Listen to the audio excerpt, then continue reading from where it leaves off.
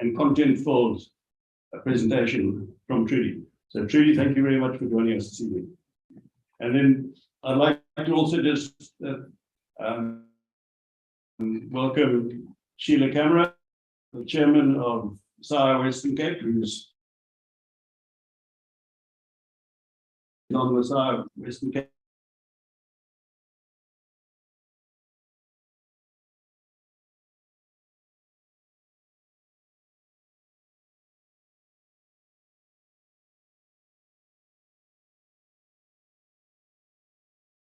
Hi, Johan. Sorry.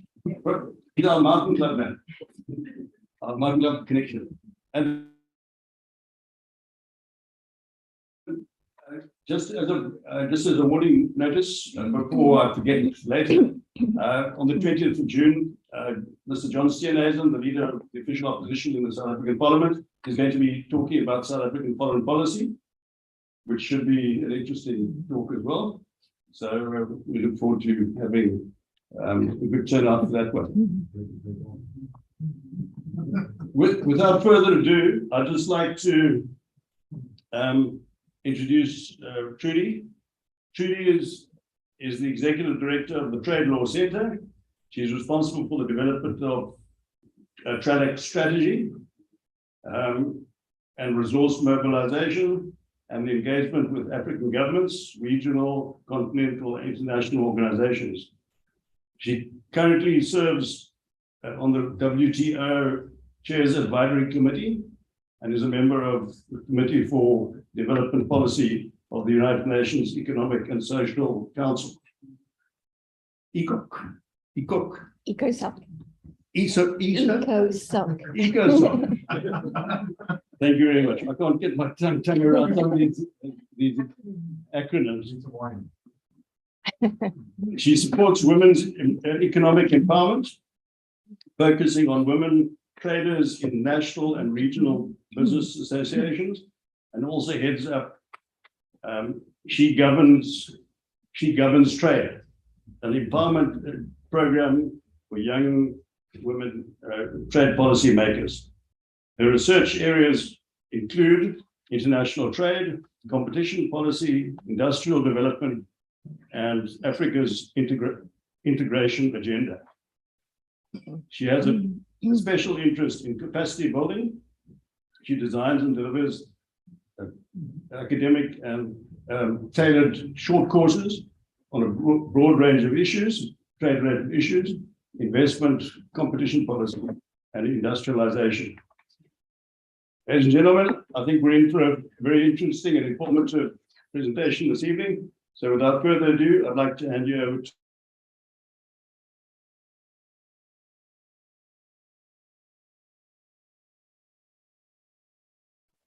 Jerry.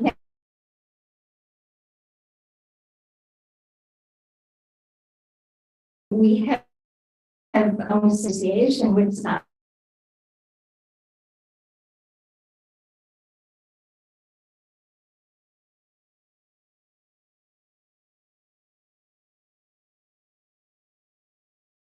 To speak about the African Continental Free Trade Area, and this has been keeping us very busy over the last few years. It's generated a great deal of interest, not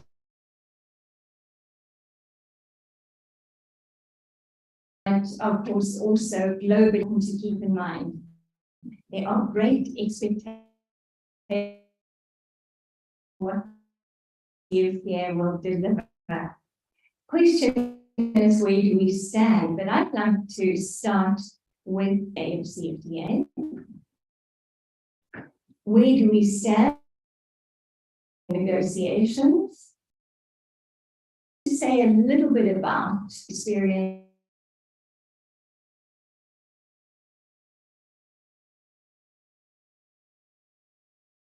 investors across the continent. And Jeremy sent me some rather tough questions, which I hope a little bit later.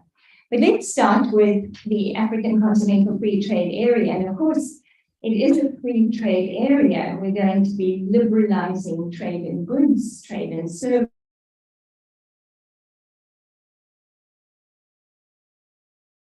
But that is something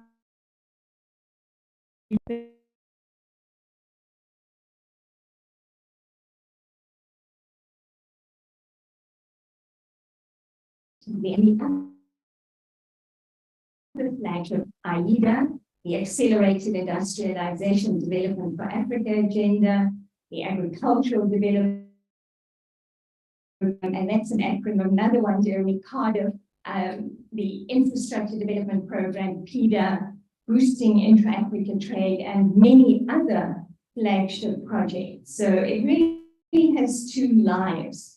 And we've got to keep that in mind as we take a look at what we can expect from the AFCFTA.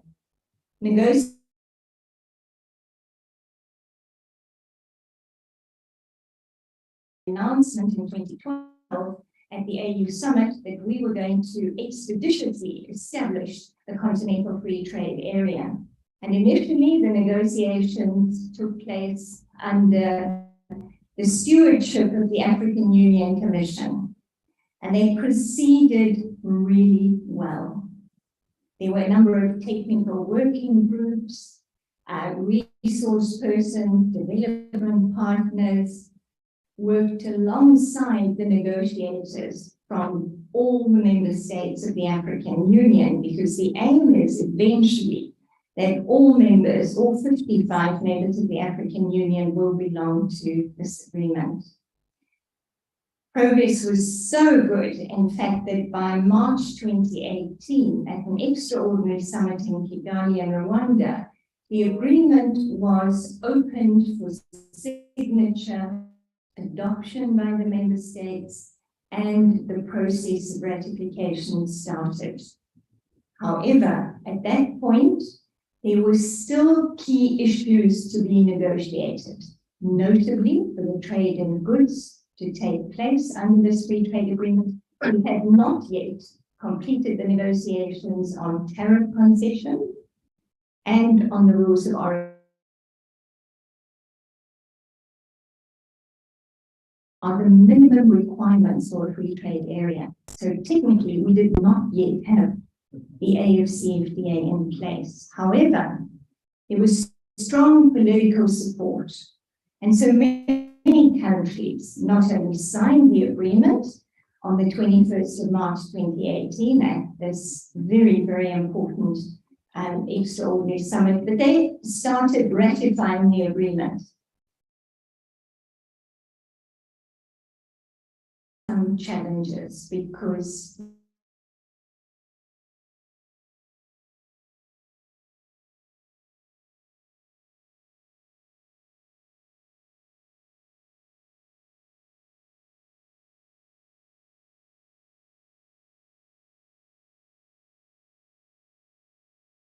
and to be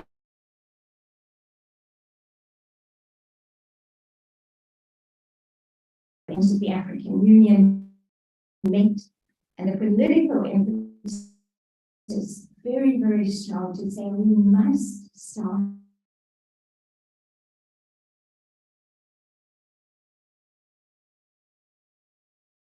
to launch trade on 1st of January 2020. Not completed the negotiations on these two sets of issues, the import tariffs and the rules of origin, which did the economic nationality of the product, and therefore the eligibility for those products to trade under the reduced rates of duty, absolutely essential.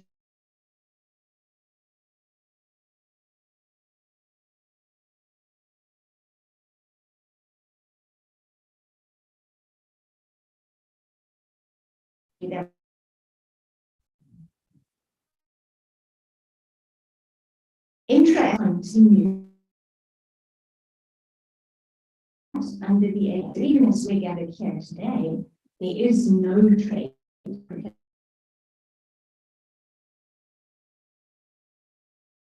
As you infographic, and we monitor this very, very closely because the instruments of ratification, that one-page document which indicates that a sovereign African state commits to be bound by the terms and conditions of the AFCFTA is taken to the chair of the African Union Commission who is the depository for this agreement. So it's a rather important diplomatic occasion to deposit the instrument of ratification. At this point, we stand at 43 ratifications. So still a little bit short of the 55. You'll see that we have 54. So only Eritrea has at this point not signed the agreement. So on the face of it, this is very good progress, but no trade yet. Now that's as far as trade in goods is concerned. Equally, when we take a look at liberalizing trade in services, which is increasingly important, and for a country like South Africa, we'll see in some detail how South Africa's services suppliers have established commercial presence across the continent and are supplying services to some of the very large markets such as Nigeria. We still have not concluded those negotiations either. This, if there are any lawyers with us this evening, this one's for you. This is an overview of the agreement establishing the African Continental Free Trade Area and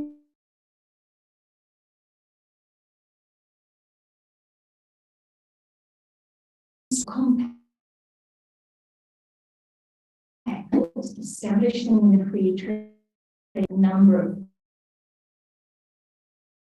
things. So during phase one of the negotiations, we started negotiating a protocol on trade in goods, protocol on trade in services, and a protocol on dispute settlement. The dispute settlement protocol is the easiest to negotiate. Dispute settlement provided for here. So private parties will not be able to bring disputes. Unfortunately, on the continent, we don't have a history of African governments litigating against each other on trade matters. Would it be different under the HCFTA? Access to the protocols are where the detail is. And this is really the terms and conditions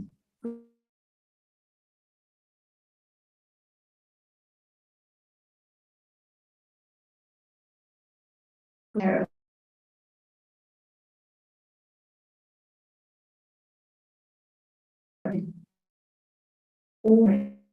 and they relate to some extremely important issues to facilitate trade on the continent. There's an annex on customs cooperation, on trade facilitation, elimination of non-tariff barriers, on standards, on transit. If we take a look at the reality of the African continent and trade and investment on the continent, transit is particularly important, for example. Keep in mind that 33 of the world's 46 least developed countries are on the landlocked. So transit arrangements become extremely important. Non-tariff barriers is a great, far more pernicious barriers to intra-African trade than tariffs. In fact, we did some research when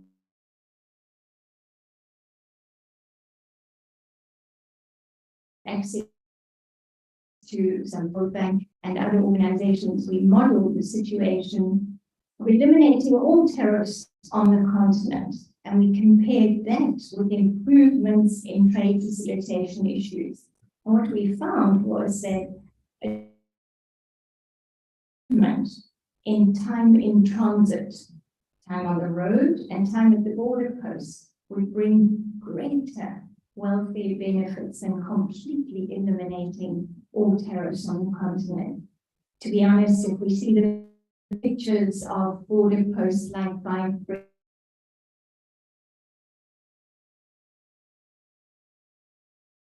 these are that we complete the negotiation. Equally important that we pay attention to the broader trade facilitation agenda. The second phase of the negotiations includes negotiations for protocol on investment, one on competition policy, and another extremely important issues for goods and services. We have a rather mixed picture in terms of what exists at national level across the continent. So in some countries, for example, they don't have services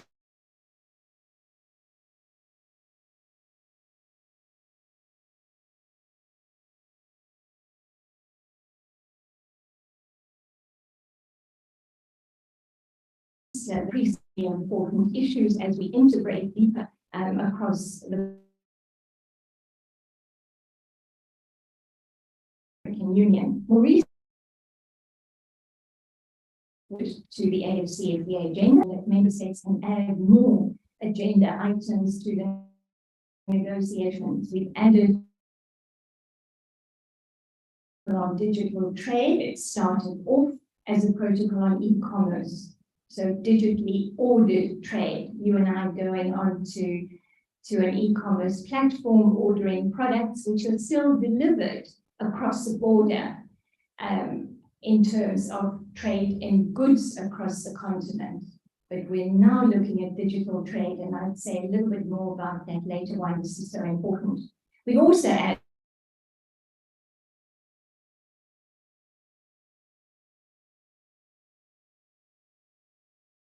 protocol to deal with trade and gender issues and youth in the continent. These negotiations have not progressed very far yet.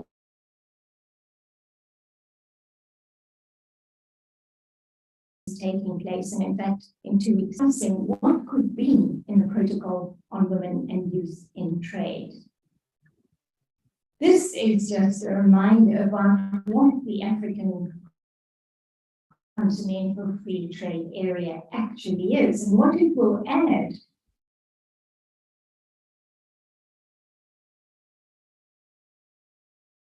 continent already in terms of trade arrangement.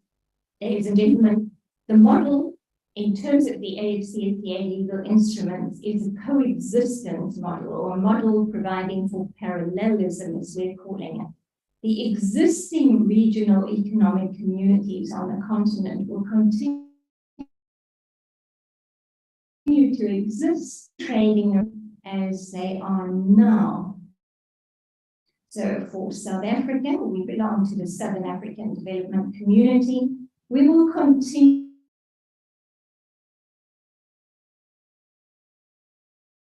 the area, Malawi and other countries under that.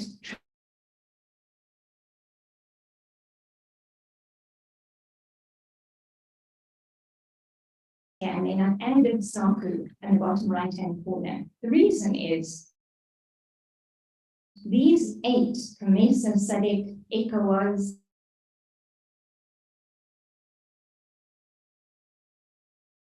and ECAS, EAC, lots of these are the regional economic communities with the different sub-regions across the continent. Not all of them at this stage have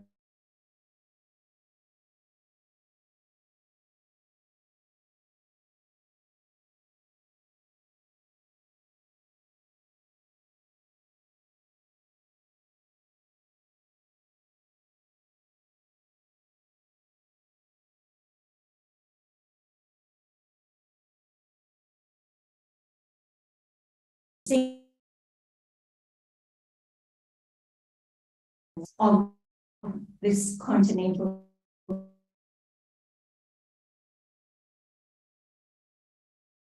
that they will continue.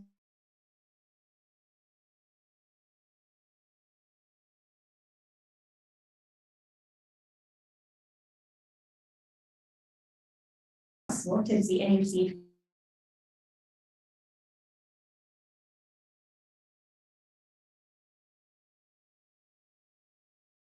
Does Africa still really belong to South Africa? We trade with countries at the moment without any preferential arrangement. So we're exporting apples to Nigeria. We pay the import duty that Nigeria charges to its global trade partners and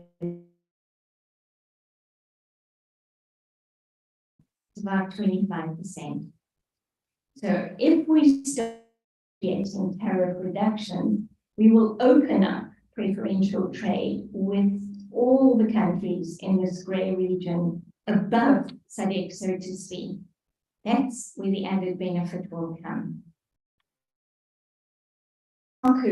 At the bottom right-hand corner for a reason. Although it is not recognized by the African Union as a regional economic community, it's the oldest customs union in the world. And it exists in terms of its own legal instruments. Nothing can change that, except the member states of SADC themselves.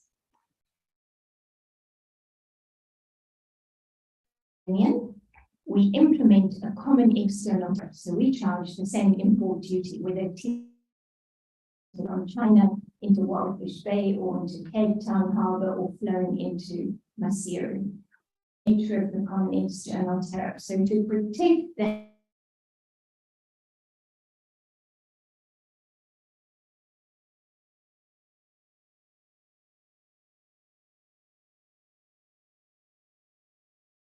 with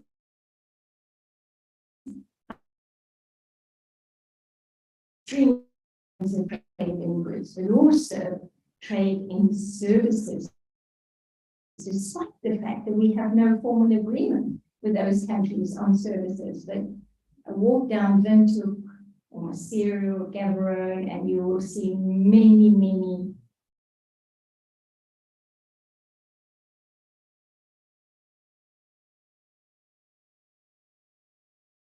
important to keep in mind. Although we say it's a continent,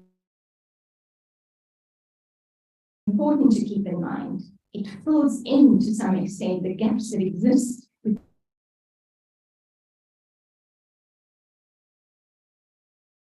on the continent. Look at the negotiations and updates, and it's a bit like a long road trip. Are we there yet?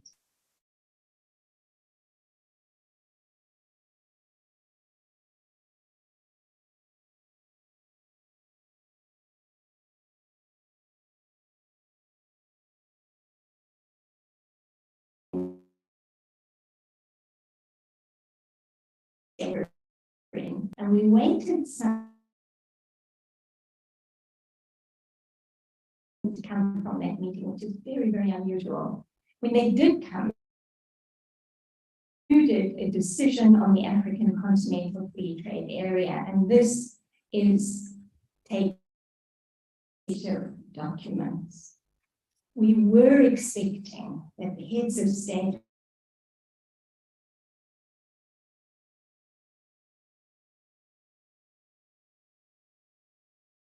under the AFCFTA would begin. So we're still waiting to see when trade, particularly trade in goods under the AFCFTA, will begin. We are expecting, I'd say,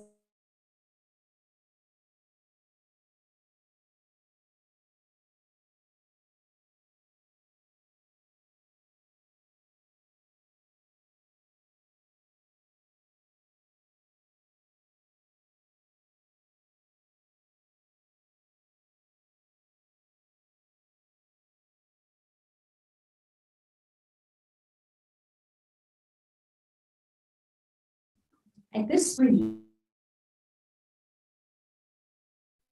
that's putting your opening bid on the table and saying, Jeremy, I will offer you these tariff concessions. You do the same, and then we start negotiating. A very important step. 28 of the offers that have been technically verified by the AFCFTA Secretariat. Because in the negotiations, we usually start with negotiations about negotiation, where the member states decide what are the parameters for the negotiation? What should be the level of ambition? So how much liberalization should we negotiate? Are there any carve-outs, any exceptions or sensitive products that we may not want to liberalize? So the negotiating modalities are very, very important. I'll show you in a minute what the negotiating modalities included. So there is progress. When it comes to the rules of origin, and they really play a gatekeeper function. If a product qualifies in terms of its national origin, the products from a state party, so one that has ratified the AUCFTA, it gets access to the lower rate of duty. If not, the default duty applies, and that's the WTO rate of duty, which is much higher. So we really have to focus on the progress on the rules of origin.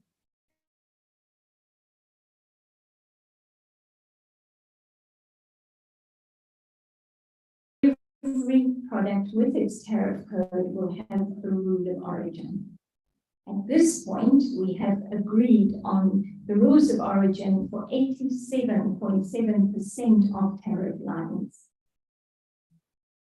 That falls short of the level of ambition we've agreed. We are aiming to liberalize tariffs for 90% of tariff lines, so we fall a little bit short. Now, the problem is that the rules of origin we have not yet agreed are for products, arguably, where there's potential to increase intra-Africa trade, clothing and textiles. So many countries have an interest in that sector, particularly in garment manufacture. There's also significant capacity in the cotton value chain. So there's a lot of potential there, but it's also very sensitive. So many countries want to protect their domestic market. The automotive sector, another one, many countries have in recent years started manufacturing components. Quite a number have received foreign direct investment. We now have auto assembly, or in fact manufacture, literally from West Africa across North Africa, countries like Nigeria, Morocco. Morocco is now the leading exporter of motor vehicles since 2018. It surpassed South Africa then. Rwanda, Kenya, so many countries are now assembling and producing components. And then sugar. Sugar is a very sensitive product. And sugar is not only important because you and I probably consume quite a bit of sugar, but sugar plays a very important role in food processing, but also in chemical industry. So it has a very, very important role in some value addition activities on the continent. For example, the SADC trade regime, it has its own annex. It's the only product which has its own dispensation for trade in the Southern African development community. So this is where we are at the moment, but there is a lot of work continuing, and notably work on customs management, customs and border management, because this can improve the conditions for trade, not only on the African continent, but also improves our competitiveness by lowering transaction costs in terms of trade with global trade partners as we get our raw materials and products through the various customs and border posts on the way to global market destination. These are very briefly, and I won't go through this, the modalities for the tariff negotiations that we've agreed. We will liberalize 90% of tariff lines, and here are the time frames. We make a distinction between least developed countries, they've got longer to phase down the rates of duty, and the non-LDC. But the fine print is really in the remaining 10%. 7% of which may be designated sensitive by a country. And then they can take even longer to reduce the tariffs to zero, 10 years and 13 years for least developed countries. But 3% of tariff lines can be excluded entirely from liberalization. And we certainly expect that products like garments may well be on those lists. The lists are not the same for everybody. for every country. So what's sensitive for South Africa may not be sensitive for Kenya or for Nigeria. The member states have agreed on certain criteria that they can use to designate the product sensitive or exclude them. Food security featuring very prominently, and of course this has become even more important since we started the negotiations. And security revenue for many countries, tariff revenue is still very important. Industrial development can also be a justification for that exclusion. I'd like to say a little bit, if I may, Jeremy, about trade and services. And this is such an important area of the negotiations. If one really thinks about the role of services in all our economies, in the South African economy, we look at the contribution of the services sectors to overall economic activity. We're looking well over 2/3 of economic activity is contributed by the services sector. In a trade context, trade in services is increasing more rapidly than trade in goods because many services which previously were not tradable, they required proximity between the services supplier and the services user, are now digitally enabled. We've all experienced this during COVID. And so they are now traded very actively across borders. But services also play an extremely important role in facilitating trade in goods. And in my view, this is one of the explanations for the success of South Africa's export profile and performance across the continent, because our distribution services sector, wholesale, retail, logistics, transport companies are actually responsible for making sure our goods get across borders. So if one takes a look at ShopRite, Walmart, game stores, you name it, that are distributed across the continent, the goods get there as a result of the services companies from South Africa that facilitate that trade. At this point, we have 5 priority services sectors that have been agreed for the negotiations: financial, tourism, transport, communication services, and professional services or business services.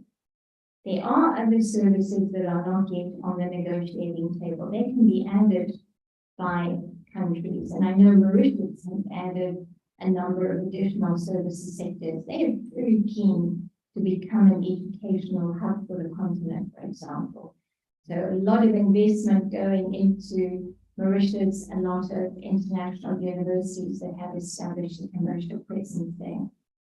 Energy-related services, I would put that one on the list too. It's not there yet. But this is so important to keep in mind that when we look at business or professional services, that has to do with the movement of persons across borders, an extremely sensitive issue on the continent. It is subject, at the end of the day, to domestic regulations related to immigration, work permits, recognition of qualifications and experience, and many other issues that are particularly important when it comes to the cross-border supply of professional services. The bottom line is that services are regulatory intensive. So when we look at the extent to which we liberalize trade and services, we have to come back to sector regulations, but also the cross-cutting regulations that apply, for example, to investment in services sectors. And I think there's a little bit of an update here on the services negotiations. At this point, 46 member states have made the opening bid, submitted offers to liberalize their trade and services for the 5 priority services sectors. There's a deadline to complete this by end of June. I'm not sure we're going to make that, but there is a lot of focus on these negotiations at the moment. Given the regulatory intensity of services, there's also initiative underway to develop a framework for regulatory cooperation. I was really hoping that we'd go a step further to regulatory harmonization, because the regulations are different, one may cooperate. But just to give you a very graphic example, if we have axle load limits for road transport, and they differ from one country to another, no amount of cooperation is going to remedy as you find when you come to a border post with a consignment of 40 tons and the axle load limit across the border is 30 tons. Simply doesn't work. So regulatory harmonization is extremely important. Phase 2 and 3 negotiations, these are still in the early phases. There is a draft protocol on investment available, draft protocol on competition policy, not yet for intellectual property rights. What we most likely will see there is that we'll have a framework protocol which will identify certain principles, probably for cooperation on intellectual property rights governance issues, but then a number of annexes dealing with different intellectual property rights. So an annex, say, on trademarks, on perhaps geographical indications or traditional knowledge, and the other intellectual property rights categories. As I've mentioned, on women and youth in trade, we are seeing some progress, but it is still early days. The aim is to complete these negotiations by September 22. I did mention digital trade, and I think this is an extremely important addition to the agenda. Initially, we were focusing only on e-commerce, so that's digitally ordered goods and services, but we now have digitally delivered trade covered as well. And those are the services that you and I consume on a daily basis when we use cloud services, streaming, and there's enormous potential. If one thinks about the entertainment industry, filmmaking industry in Nigeria, Hollywood, and streaming, these are extremely important opportunities. When it comes to digitally delivered trade, the entertainment component is predominant globally, and this includes all the streaming services, but also gaming and so on. A lot of opportunity, particularly perhaps also for youth entrepreneurs. The digital protocol, I've mentioned most of this, let's skip through. The focus on non-tariff barriers is rather important too, and a portal has been established. It is live, despite the fact that we have no trade yet, to report, monitor, and eliminate non-tariff barriers. So you and I can register on the portal already, and if we experience a challenge, say our consignment gets to a border, the logistics company finds that the customs officer does not accept our rules of origin certificate, then we can log that problem, that non-tariff barrier, on this website. The challenge will then be directed to the appropriate government authority or agency to resolve that. It's not an immediate solution, and it's not a means of providing a systemic solution, because my problem may be resolved today, but Jeremy may come to that border post in a week's time and experience the same problem. So we've got to look at how we systemically eliminate non-tariff barriers. There are processes underway for expedited resolution of facilitating trade in agriculture and food products, perishable goods, and so on. So there is some thinking around making this more relevant and appropriate.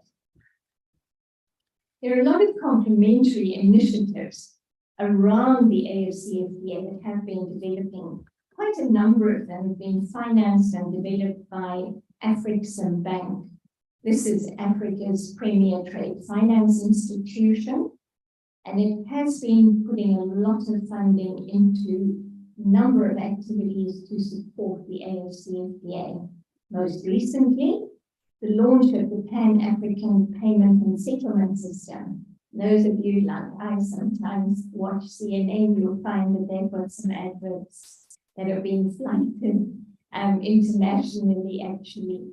And this is a payments platform, a system to be able to make payments, clear transactions in domestic currencies. Most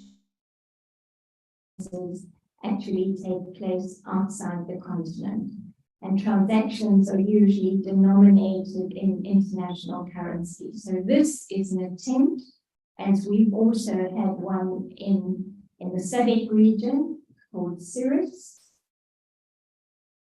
to have system whereby we can transact in domestic currency. A lot of requirements need to be in place to be able to facilitate that. The liquidity in the system, the roles of the central banks, commercial banks, and so on. But a pilot has been running, and a number of South African banks, including Standard Bank, are participating in these pilot processes. I think this will be, if it does work well, very important for small-scale traders. Large-scale traders most likely are also global traders. So they still need their foreign exchange. But for small-scale traders, this could be very, very important. A little bit about South Africa. Jeremy and I can finish literally in 5 minutes. Sorry for taking so long. This is just a very brief overview of South Africa's trade performance. And I've put in this slide. This is just an overview, the very high level of South Africa's top global exports last year. Precious metals, still most important, mineral products, crude oil, very important, iron and steel, vehicles, machinery, chemicals, vegetables, prepared foodstuffs, plastic, and others. This is the order. And if we take a look at our trade on the continent, so what are we trading? What are we importing from other African countries? What are we exporting? We find a very similar profile, but there are some differences. Our top exports, mineral products, and this includes crude oil. We import significant amounts of crude from Angola and in particular from Nigeria. And the reason is that Nigeria still does not have sufficient refinery capacity. When it does, this probably will change.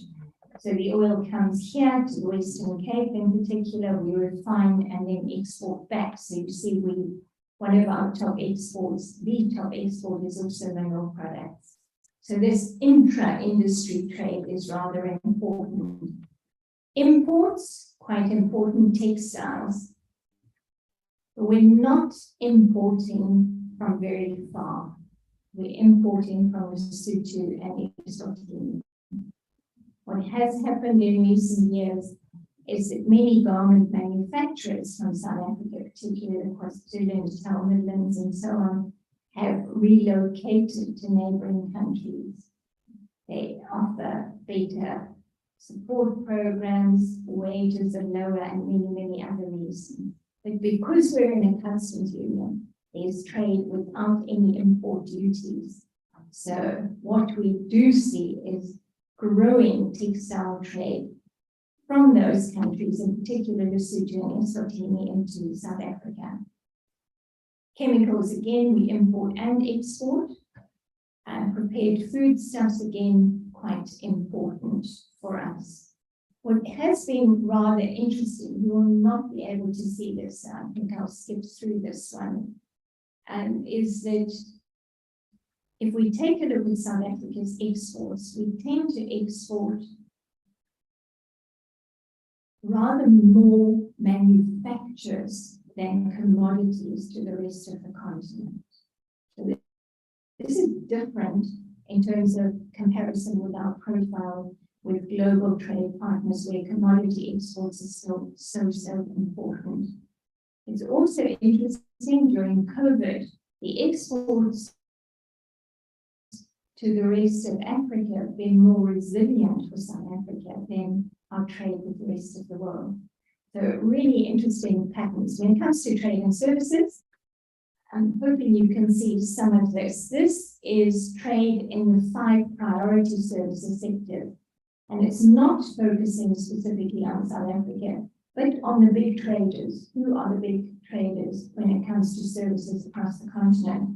And we'll see some really interesting patterns. Egypt, very important. Morocco, Ghana, South Africa does feature, Ethiopia, Nigeria, Kenya, and the rest of the continent.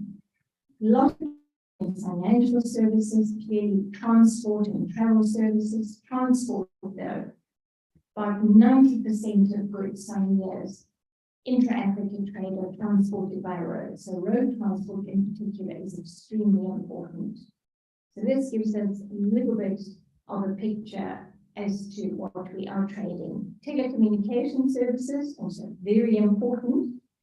Very often, the trade in services is as a result of what we refer to as the establishment of commercial presence or mode 3 trade. So this is where South Africa's MTN, for example, would establish commercial presence in Nigeria, specifically to supply mobile telephony services to a very large Nigerian market. So trade in services is very often closely linked to foreign direct investment. Shoprite opens retail stores in Tanzania or Zambia, as the case may be, to supply services within that other jurisdiction. So the links between trade and services and investment are very, very close.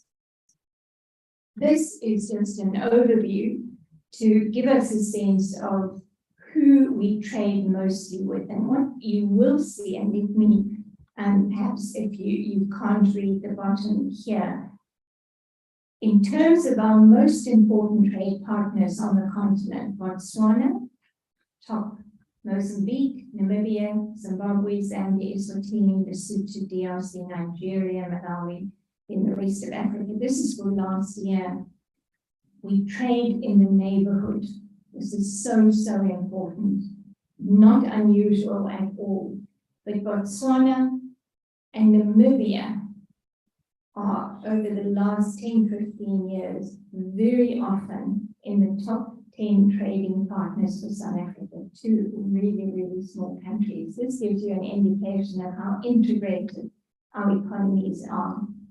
Nigeria features because of oil, Mozambique, gas.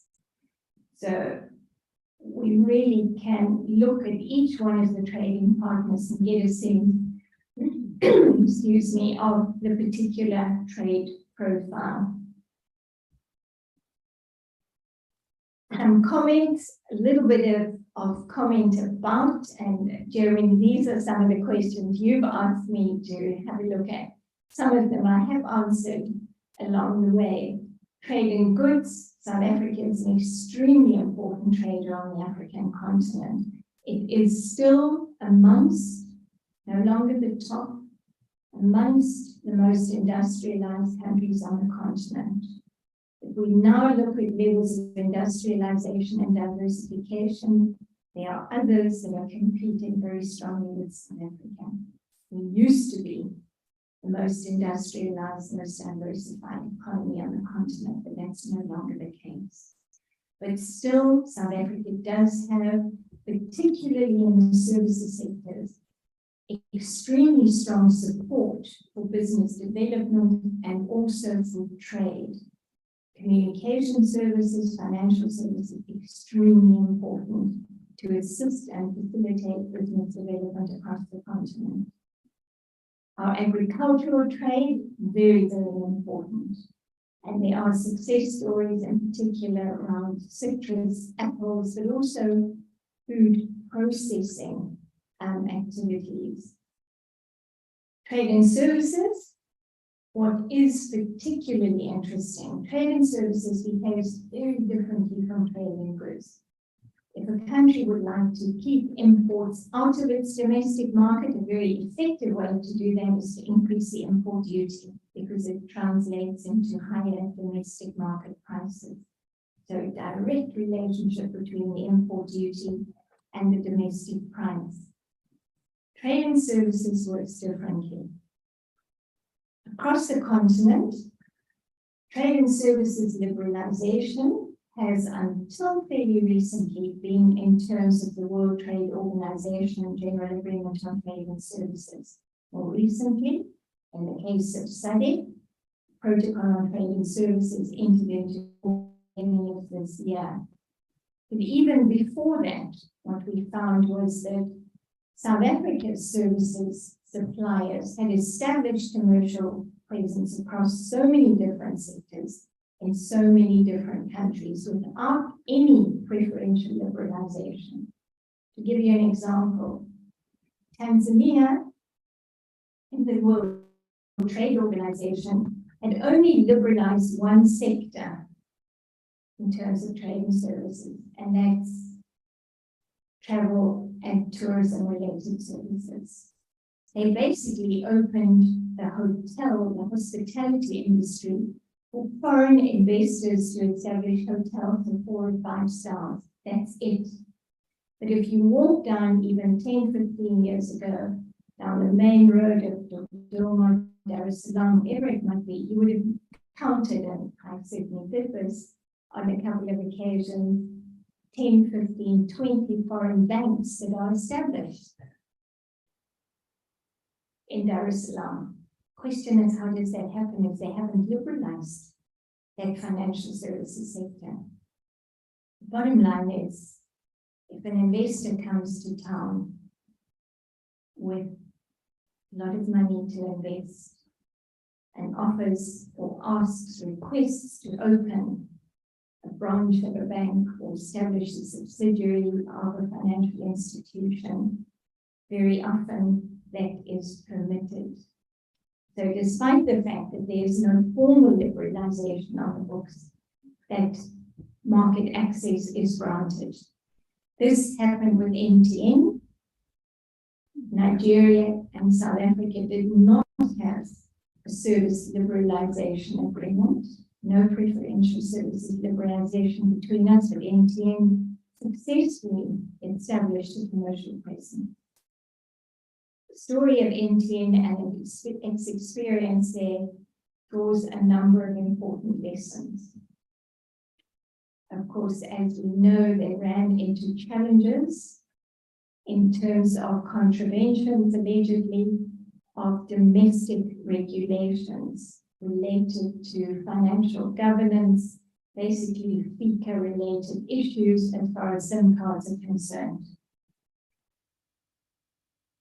The result was not unexpected. A very hasty sign was, after some time, reduced. But MTN did not leave Nigeria. And the answer is very simple. It's just too an attractive market to leave. So pay the fine and continue with business. But the point is that domestic regulations are particularly important when it comes to the services sectors. Financial institutions and financial regulations, prudential and other regulations, the role of the central bank in financial governance are extremely important. So we have to take a look at those details. South Africa's experience, for example, in the wholesale retail distribution sectors is also being rather mixed. Some of our retailers have embarked upon expansion programs and then subsequently closed down in some of the countries, such as Kenya and others.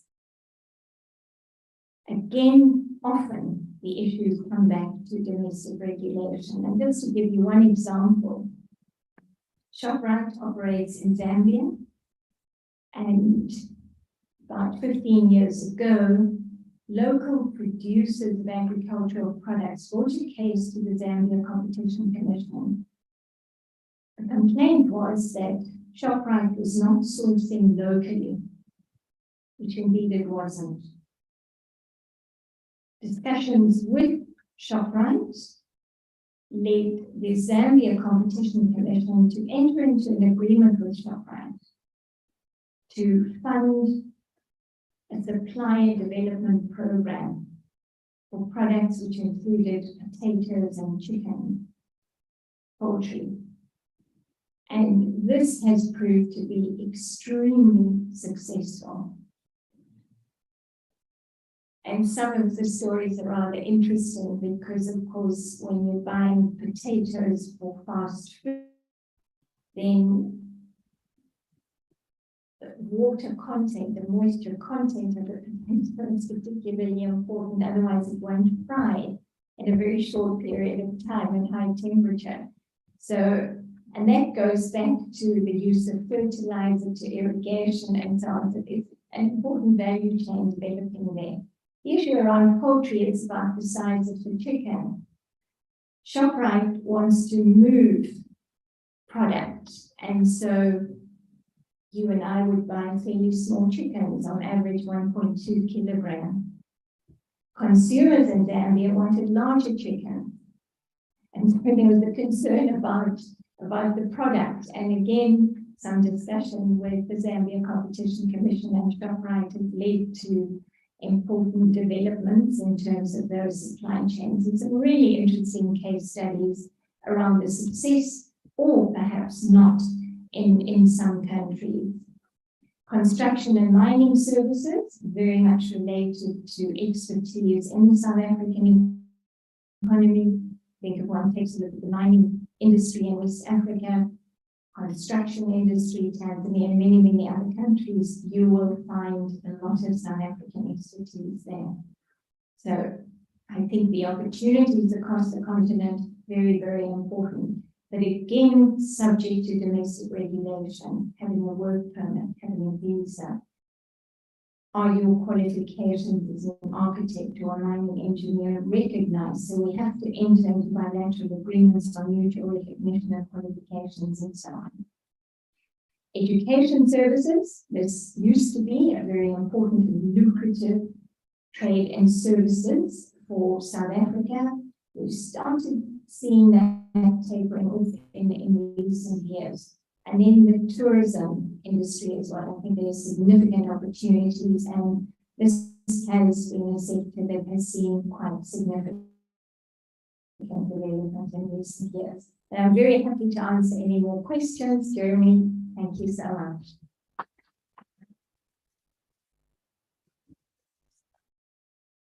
Judy, thank you so much.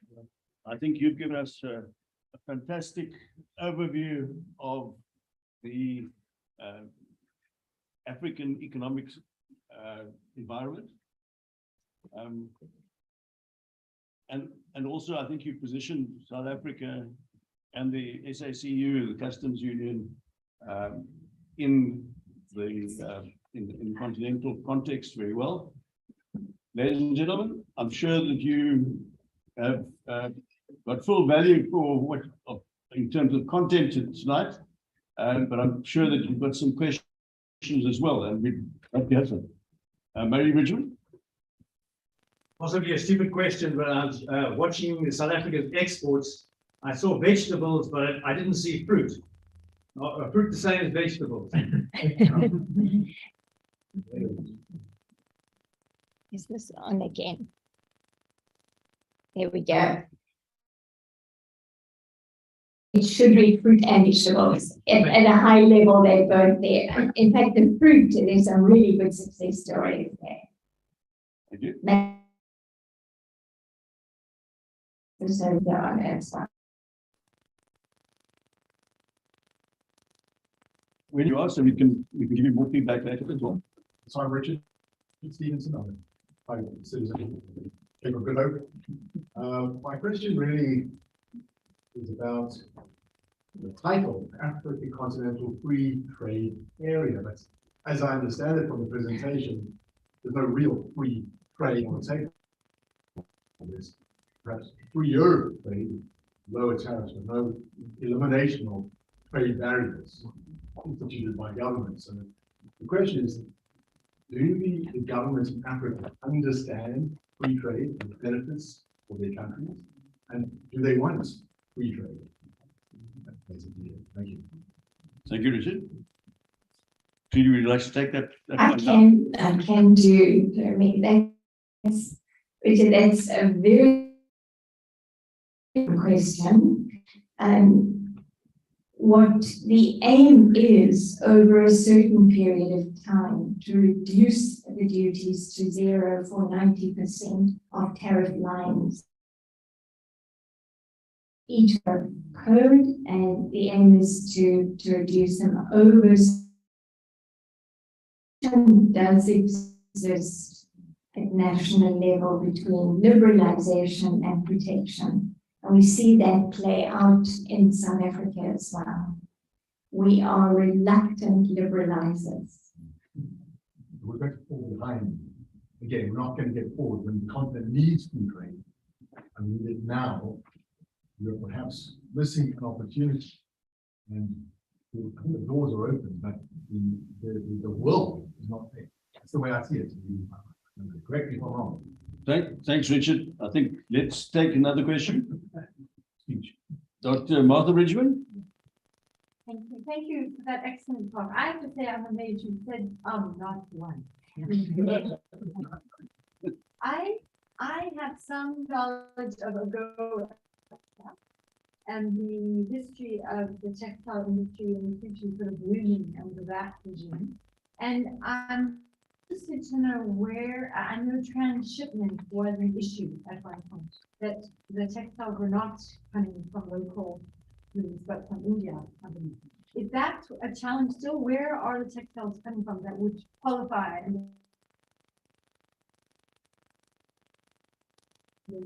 Surely, in the centuries.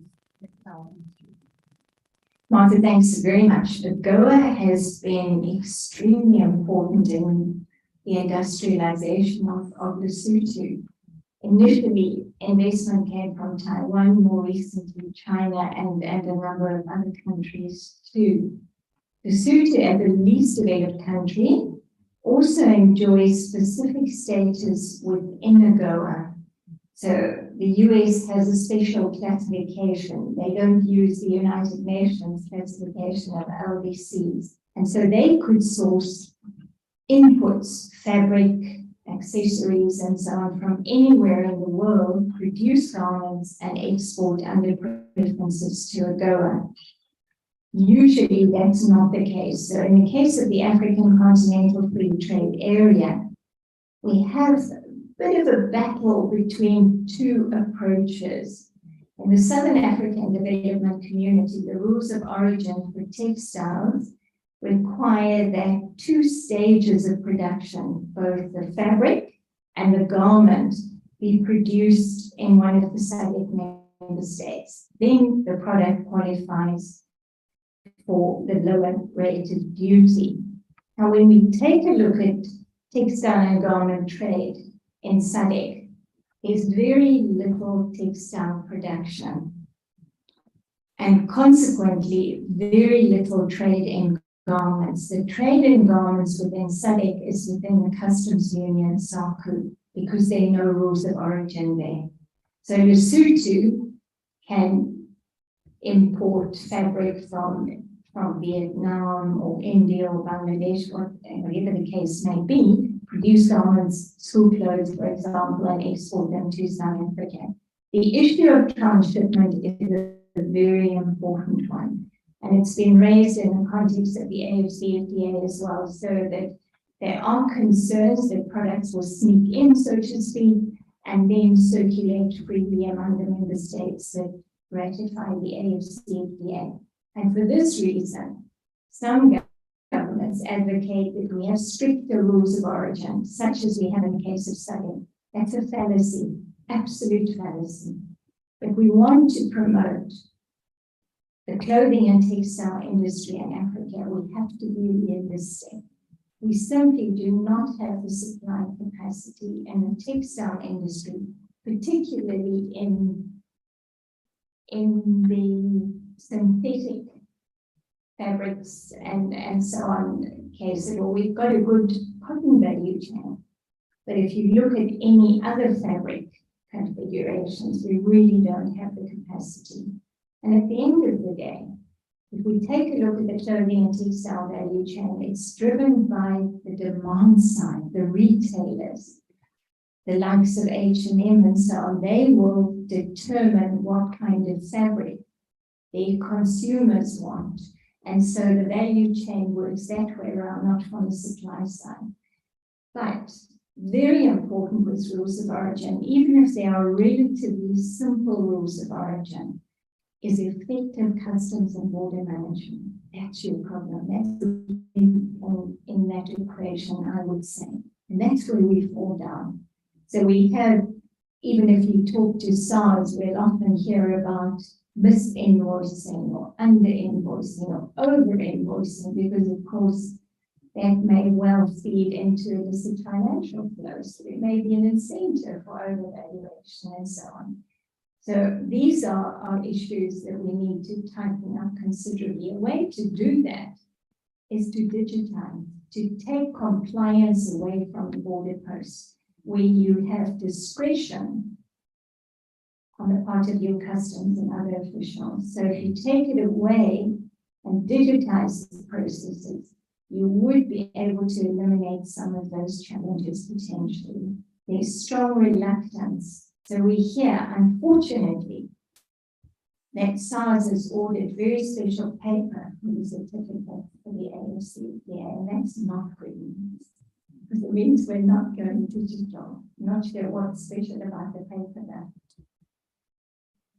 Thanks, Judy. But the gentleman over there. Evening, my name is Chris.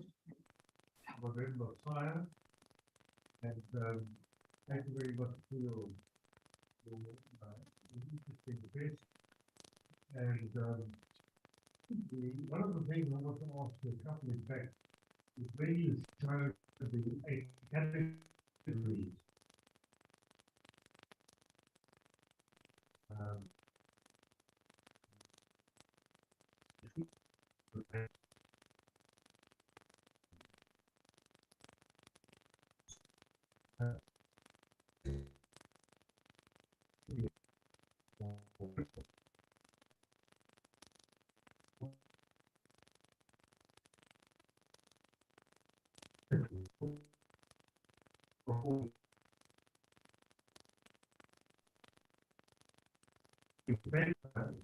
Said that the progress you would like to make has not actually been achieved today.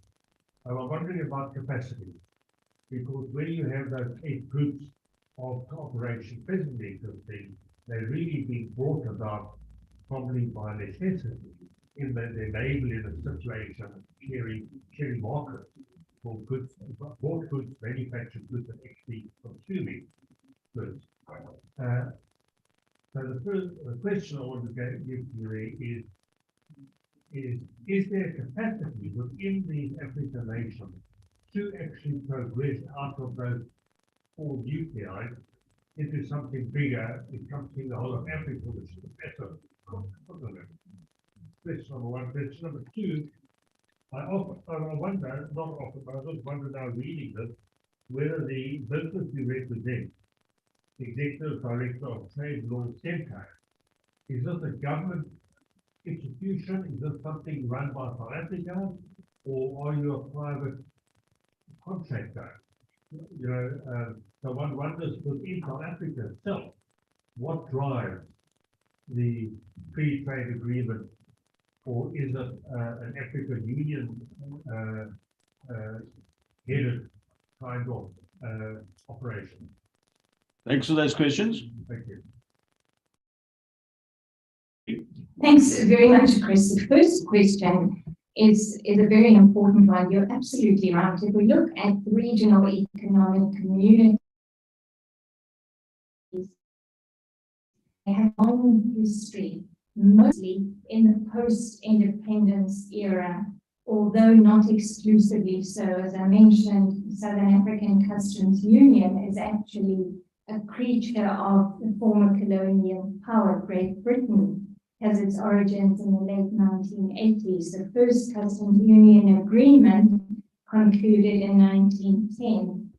and it has been renegotiated a number of times. But your observation about the neighborhood arrangements is extremely important. There's an economic logic for that.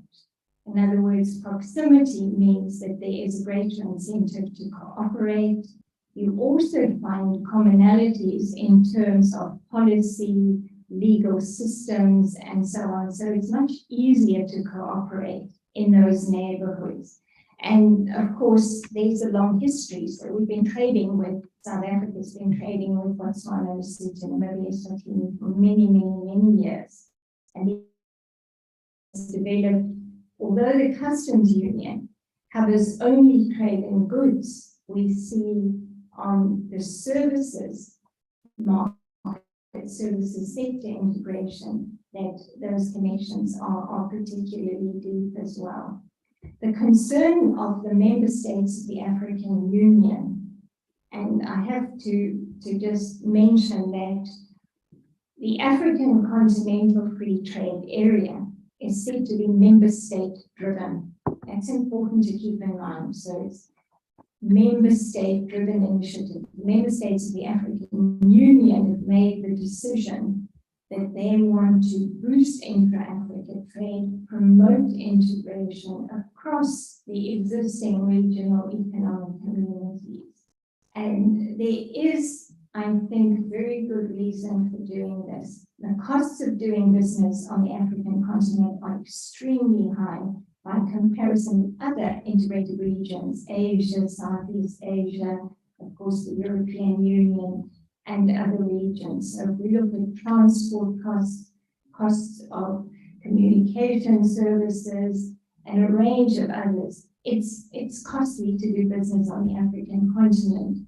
So this initiative is to make the African continent as an economic space more competitive, to reduce tariff and non-tariff barriers, so to promote trade across greater distances. But it's a very important point that you raise, because of course, if you look at trade between South Africa and Nigeria, is it really the import duty that's the major problem? One thinks about the transport costs, you think about distance, you think about risk factors in terms of working within an economy where regulations are different. There we certainly see a lot of challenges. So I think we've got to keep in mind the reality of the African continent, but keep in mind too, Chris, that there is a strong political drive for integration, the political impetus, and this comes back to the Pan-African ambitions. And this has played a very, very important role and is to some extent responsible for the fact that we have an agreement which is in force legally, but we can't trade yet. That political impetus, we want to integrate. African solidarity is important. So we've got to keep in mind there's, in a sense, the integration, there's also the political aspect, and that comes from the African Union. So we've got to keep that one in mind. As far as the trade center is concerned, and Chris, we are a non-profit organization, so an NGO registered in South Africa, but most of our work actually has a regional dimension. We work across the continent. We're independent, it's really important. And so we don't get funding from any governments at all. Our funding comes from international donors. We present proposals to them for funding. Doesn't work the other way around. So our independence is absolutely critical. So we're not a consulting company. It's basically working to build capacity across the continent. So we do a lot of training, a lot of analytical work, and whatever we do is put in the public domain. So it's all on the website, freely available to everyone. And I don't have for everyone, unfortunately, but I have a little booklet on the AFCFTA. I will provide the link to the website where you can download it, but I do have a few that you're welcome to take. Like, sorry. the government pathway is what the thing. Hand in hand with government. Chris, I think could we take these further questions offline, please? I'm sure Trudy would be happy to answer those kind of questions. That's right. You've stressed your independence. We're a non-profit organization, so we're independent. For argument's sake, if you take South Africa's situation, who are probably signatories we are connected to a common trading environment.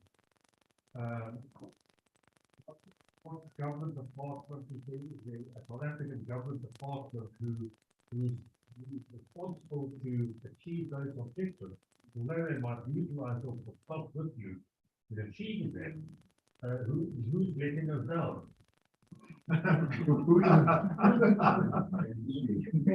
department, all I can say is that the trade negotiations are conducted by the Department for Trade, Industry and Competition. They're the focal point for our trade policy making. Thank you. Thanks for that. One last question from the gentleman over here, and then ladies, and a second, and a very last one from Mark over there. Right. Good evening, my name is Robin Hudson. I am a student in public administration at the Institute of Technology. I was also elected as the interim deputy chief of the organization. We mentioned opportunities for tourism and education at the end of the presentation. But what opportunities are possible in the education sector? That's the first question. Second question is, which platforms or opportunities are available for youth to provide input into what should be included in the protocol for the inclusion of youth in the African trade? Thank you. Do you like Sure. those two quick ones? Robin, thanks very much and congratulations. As far as tourism and education are concerned, historically, South Africa has attracted a lot of foreign students. In fact, most of our universities have had dispensations for students coming from the SADC region, paying lower fees than students coming from further afield. Obviously, with COVID, we've seen those numbers decline, but there are extremely interesting opportunities to offer digital training programs. And this has been certainly pushed forward quite significantly during COVID. And I think there are opportunities that we're not exploiting very fully. In the case of Mauritius, they've literally liberalized their education sector and actively recruited international universities to come and open branches so that students would come to Mauritius, study there and get a university degree, say from an Australian or an American or European university. So there's a great deal that can be done there.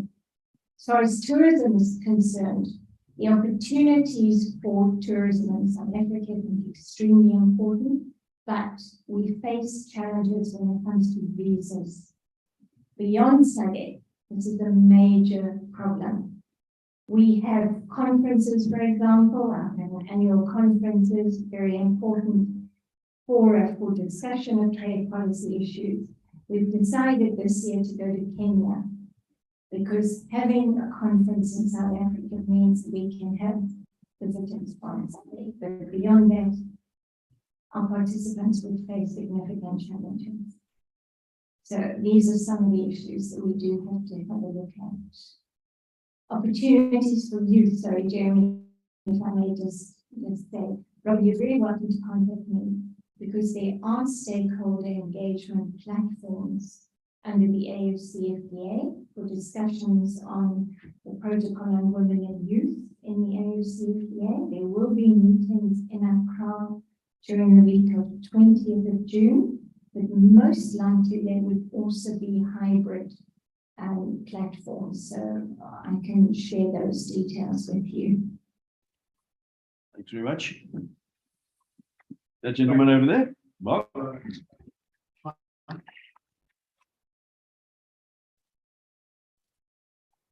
Hello, Jeremy. Ms. Hartzenberg, this is a bit of a light-hearted closing comment. I was probably Ms. Hartzenberg's worst student in 1984. My name is Mark, and I want to compliment you on a very polished presentation. It's nor did you blush for a change. I'm not, but you mentioned 20% improvement in transport efficiency in a free trade zone or area potential. Yet we are in SADC. Why do we still see huge big holdups at border posts? I'd like to know marginal utility unit of the city. Thank you. Thank you, Mark. Right, Judy. It's a big surprise. Mark was one of my students at Marysville University many years ago. Oh, good to see you. Thank you. And the 20% is important in terms of modeling that we did at Trellick, and I can share the results with you. We took a look at a 20% reduction in time in transit time on the road and in border posts. And that would completely dwarf elimination of import duties on the continent in terms of efficiency gains. And I think it's not surprising at all. Costs of transport, logistics, time spent at the border posts, the regulations that we've got to comply with, and the lack of unharmonized regulations when it comes to the transport sector. Those really add to the transaction costs of doing business. So very often, we would recommend that in the context of the AFCFTA, we focus on the non-tariff issues. If we can improve the facilitation of trade across the continent, not only will we boost intra-Africa trade, but we improve our competitiveness in terms of global trade. So if we reduce time at the border post, not only trade with the neighbors that will benefit, but it's trade with global partners as well. And I think that's really important to keep in mind.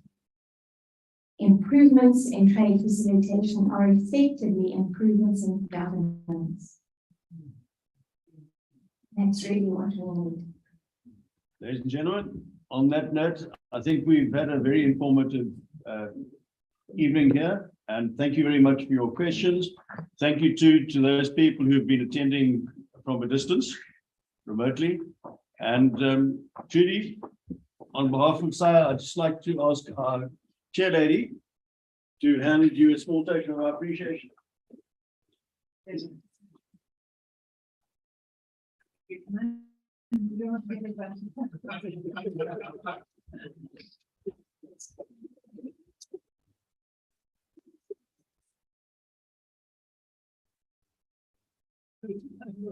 Thank you you so much. Ladies and gentlemen, that concludes the business of the evening. You will